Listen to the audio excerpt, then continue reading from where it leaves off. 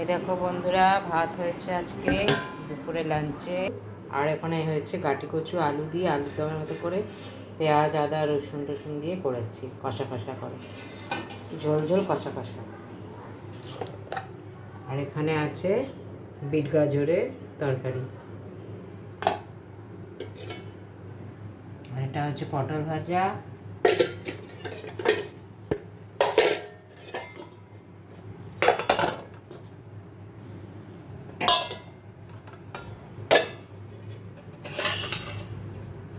এটা হয়েছে তোমার ডিম দিয়ে একটা ডাল করেছি, মুসুর ডাল। এটা খুব টেস্টি হয়, পেঁয়াজ যেরকম ফোড়ন দাও মুসুর ডালে সেরকম দেবে।